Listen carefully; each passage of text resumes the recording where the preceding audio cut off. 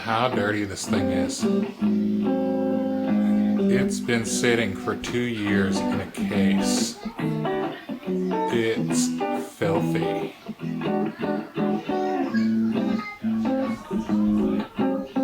I just pulled the strings off of it. It's here for a setup. And it actually only had 5 strings on it, but you know what? When I checked the measurements, it was not too bad. So I'm just gonna clean it up. Those fret tops look really flat to me, but I'm not gonna muck with it.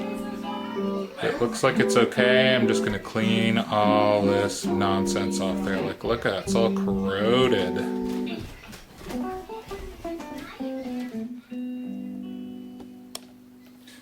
Alright everybody, I got a G&L Legacy special. It's got locking tuners, I don't know, sort of blondie, butterscotchy type natural looking body. This is a pretty nice guitar. I measured everything up. I decided not to do anything real drastic to this fretboard because it looked like it was pretty straight. There weren't any real dings in the fretboard or anything like that. So all I really did was just try to clean all these frets up. So basically I just went through my little kind of polishing regime. I did take a little video of what these things look like before I started working on them, but essentially just to clean these up, I started at 600 grit, 800, 1000, 1500, 2000, 3000, then a little Neverdull. Anyway, that's really all we're doing to this, guys. Pretty unspectacular repair. It just needs it set up because it's been sitting in a box for a couple of years under his bed. So hopefully we can bring it back to life, and when we put strings on it, everything plays well.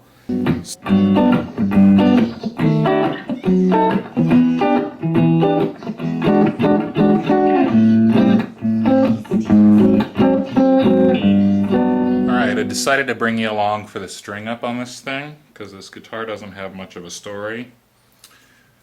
But, I tell you what, I hate this bridge. This isn't string through, it's a hardtail, and it's got these stupid holes in the back instead of being string through, which is really dumb. It makes stringing this shit up a real pain in the ass. I'm trying to kink the string here a little bit so it'll make it up over the saddle, get it through this little finicky little hole. This reminds me of my old little Squires, my old little Squire Minis.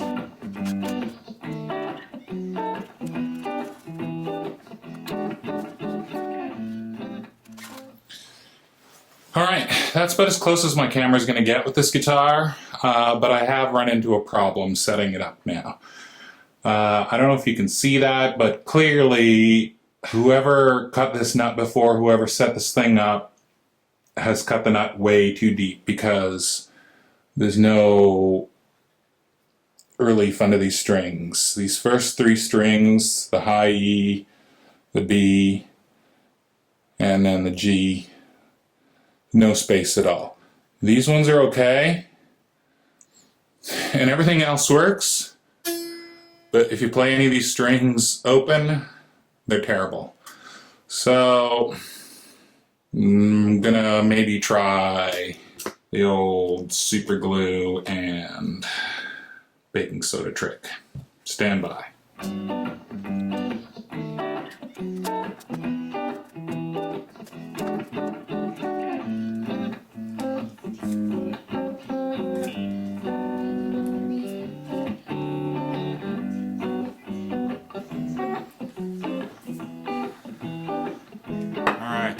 I have no idea how to do this. I've never done it before. Kind of winging this.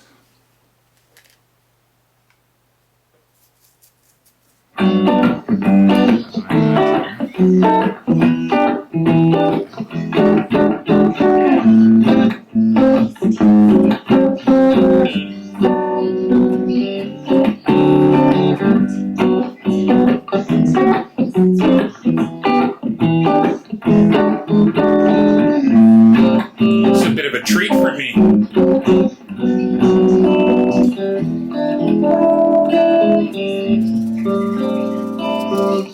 All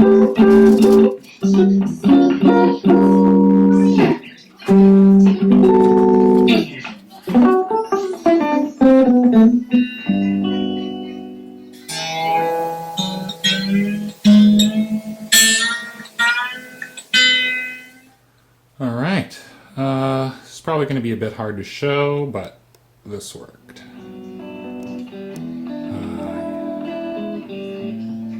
Anyway, it did work.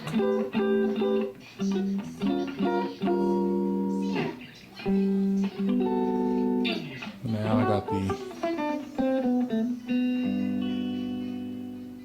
proper amount underneath. A little dusty, but better than having to replace the nut. Alright, so I'm tuning this thing up, and right away I break the low E string, and I wasn't even tuning it. This guitar came to me with 5 strings. I wonder why. These locking tuners are a little bit of a problem. Thankfully I have these Roto Sound strings, which are really nice. Which came with an extra low E. I'm going to just go ahead and avoid any trouble and give this a couple of wraps.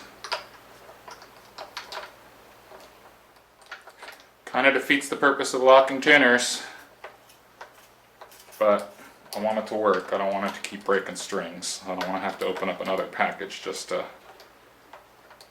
fix this shit. I'm not about to start pulling apart fucking tuners. Okay, so I'm not even going to lock that down because I suspect that's what's breaking the strings.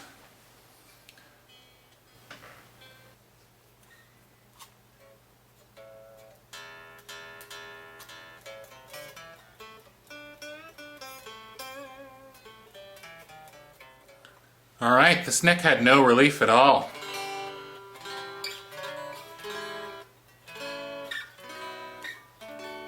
Giving it a bit of relief. Took away all the little squiggles.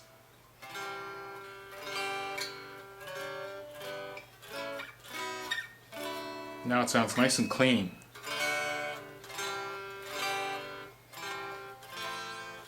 Well, except for my fretting.